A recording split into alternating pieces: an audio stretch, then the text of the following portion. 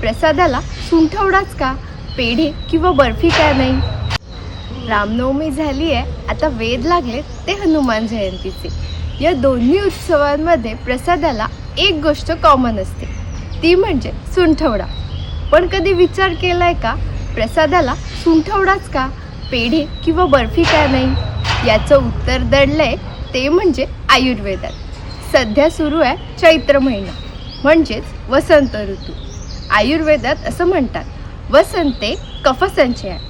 या काळात शरीरामध्ये कफ वाढतो, हवामान बदलतंय, त्यामुळे शरीरात जडत्व येतं, सुस्ती येते, सर्दी, खोकला, सांधेदुखी यांच्यासारखे त्रास डोकं वर काढतात. याच्यावरती रामबाण उपाय म्हणजे सुंठ. तुम्हाला माहिती आहे का, आलं आणि सुंठ याच्यामध्ये एक खूप मोठा फरक आहे. आलं उष्ण असतं, पण सुंठ पचल्यानंतर तिचा रस गोड होतो. त्यामुळेच शरीरातले वात आणि कफ दोन्ही एकाच वेळी कमी व्हायला मदत होते. सुंठ ही अँटीऑक्सिडंट आणि अँटी इन्फ्लमेटरी गुणांनी भरपूर आहे. थोडक्यात काय तर आपल्या पूर्वजांनी सण आणि आरोग्य याची किती सुंदर सांगड घातली आहे ना.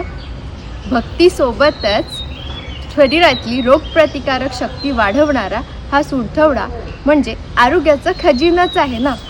तुम्हाला ही माहिती कशी वाटली मला लवकरच कमेंटमध्ये सांगा.